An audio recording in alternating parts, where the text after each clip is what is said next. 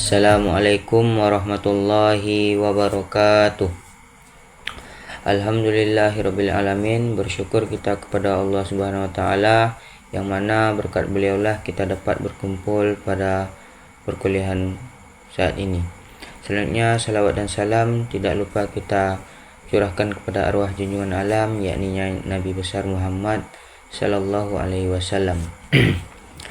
Baik, kami dari kelompok 1 akan menampilkan hasil diskusi kami. Sebelum itu, kami mengucapkan terima kasih banyak kepada dosen pengampu mata kuliah toksikologi, Ibu Apoteker Mira Febrina Magister Farmasi, yang telah memberikan waktunya kepada kami untuk mempresentasikan hasil diskusi kami.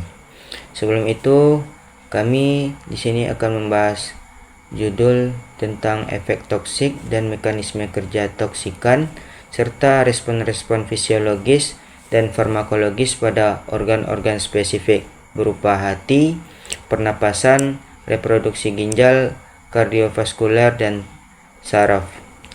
Sebelum kami menyampaikan materi, izinkan kami memperkenalkan diri. Perkenalkan, nama saya Apridas Diansyah dengan NIM 2301201, dan selanjutnya rekan saya yaitu Artika Rimarda dengan NIM 2301202. Selanjutnya ada Erba Parhalina dengan NIM 2301212. Selanjutnya Intan Safitri dengan NIM 2301214. Selanjutnya Melina Azhari dengan NIM 2301218. Selanjutnya yaitu Rafika Juli Agnes dengan NIM 2301232. Selanjutnya Rizky Nuri Nandini dengan NIM 2301233. Dan yang terakhir yaitu Syarkia Pratiwi dengan NIM 2301240. Toksikologi adalah ilmu yang mempelajari efek berbahaya bahan kimia, biologi, atau fisik pada organisme hidup dan lingkungan.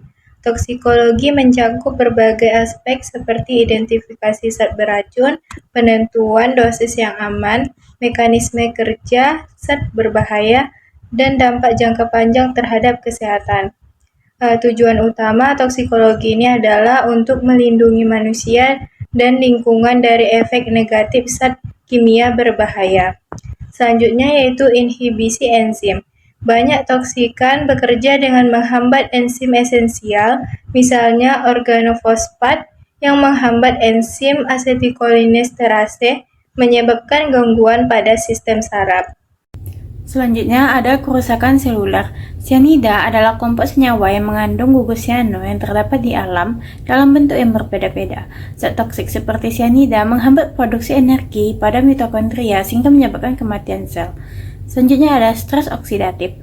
Banyak zat toksik menyebabkan pembentukan radikal bebas yang merusak DNA, protein, dan membran sel. Interaksi genetik dalam toksikologi merujuk pada kemampuan zat toksik tertentu untuk mempengaruhi struktur atau fungsi DNA dalam sel. Beberapa zat toksik seperti karsinogen itu memiliki potensi untuk merusak DNA secara langsung, baik melalui mutasi genetik, delesi, atau replikasi yang tidak sempurna. Gangguan ini dapat mengaktifkan gen onkogen atau pemicu kanker atau menonaktifkan gen penekan tumor, sehingga meningkatkan risiko perkembangan kanker. Selanjutnya ada wujud zat toksik. Yang pertama ada gas, yaitu zat seperti karbon, monoksida, dan klorin dapat dihirup dan dengan cepat memasuki aliran darah. Yang kedua ada cairan. Pelarut organik seperti benzena dapat diserap melalui kulit atau saluran pencernaan. Yang ketiga ada padatan, yaitu debu asbes atau partikel silika yang dapat menyebabkan kerusakan paru-paru ketika terhirup. Yang keempat ada aerosol atau partikel halus, yaitu dapat masuk ke dalam tubuh melalui inhalasi dan menimbulkan efek lokal maupun sistemik. Selanjutnya ada sifat zat toksik. Yang pertama tuh ada kelarutan. Zat larut lemak atau lipofilik cenderung terakumulasi dalam jaringan adiposa, sedangkan zat larut air lebih mudah diekskresikan. Yang kedua ada reaktivitas. Zat yang sangat reaktif cenderung lebih menyebabkan kerusakan jaringan atau organ ketahanan. Terus ada lingkungan. Zat yang stabil dapat bertahan lama di lingkungan atau tubuh seperti PCB dan DDT. Yang ketiga ada toksisitas intrinsik. Beberapa zat yang toksik bahkan pada dosis kecil seperti cyanida atau botulinum. Selanjutnya ada respon fisiologis terhadap toksikan. Yang pertama ada detoksifikasi tubuh. Metabolisme zat toksik menjadi bentuk yang lebih aman melalui enzim hati, misalnya enzim sitikrom P450. Yang kedua ada ekskresi zat beracun, dikeluarkan melalui ginjal atau urin, hati atau empedu, paru-paru pernapasan atau kelenjar keringat. Selanjutnya ada kompensasi seluler. Tubuh mencoba memperbaiki kerusakan seluler seperti memperbaiki DNA yang rusak. Selanjutnya ada respon imun. Paparan toksikan dapat memicu reaksi imun yang kadang-kadang berkontribusi pada inflamasi atau alergi. Selanjutnya itu ada jenis-jenis zat toksik. Yang pertama itu ada zat toksik alami. Dia itu terbagi menjadi 3. Yang pertama ada racun hewan. Contohnya itu ada bisa ular, kalajengking. Yang kedua toksik tumbuhan. Contohnya itu alkaloid seperti strychnine. Yang ketiga ada mikroorganisme. Contohnya botulinum toksin dari Clostridium botulinum. Yang kedua ada zat toksik sintesis, terbagi menjadi 3. Yang pertama itu ada pestisida, contohnya organofosfat, karbamat. Yang kedua ada obat-obatan, contohnya itu overdosis paracetamol. Yang ketiga itu ada zat kimia industri, contohnya benzena, formaldehid.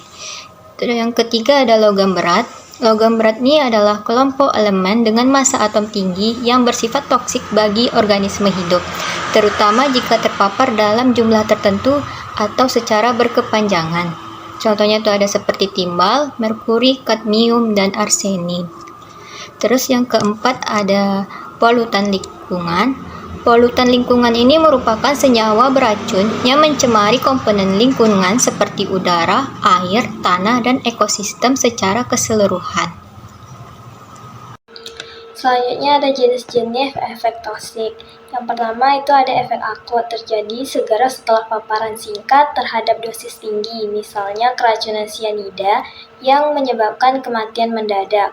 Lalu ada efek kronis, terjadi setelah paparan jangka panjang terhadap dosis rendah seperti kanker akibat paparan benzena.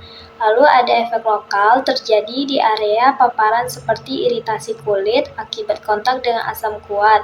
Lalu ada efek sistemik yang mempengaruhi seluruh tubuh melalui sistem sirkulasi seperti keracunan timbal yang merusak sistem saraf pusat.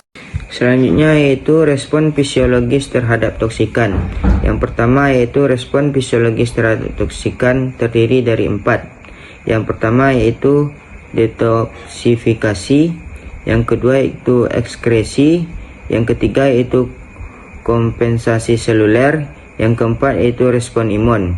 Yang kedua yaitu respon farmakologis terhadap toksikan, terdiri dari 3 yaitu efek agonis, yang kedua yaitu efek antagonis, yang ketiga yaitu adaptasi metabolik. Jadi kesimpulan materi yang dapat kita ambil pada materi ini yaitu ilmu toksikologi merupakan cabang multidisiplin yang penting dalam memahami pengaruh zat-zat kimia, fisik, dan biologis terhadap makhluk hidup dan lingkungan. Dengan memahami mekanisme aksi zat toksik, wujud, sifat, serta faktor intrinsik individu, toksikologi membantu mengungkap hubungan antara paparan toksikan dengan efek kesehatan, baik pada tingkat seluler maupun sistemik. Dan berikut referensi-referensi yang kami gunakan. Mungkin hanya ini yang dapat kami sampaikan. Lebih dan kurangnya kami mohon maaf. Wabillahi taufiq wal hidayah. Assalamualaikum warahmatullahi wabarakatuh.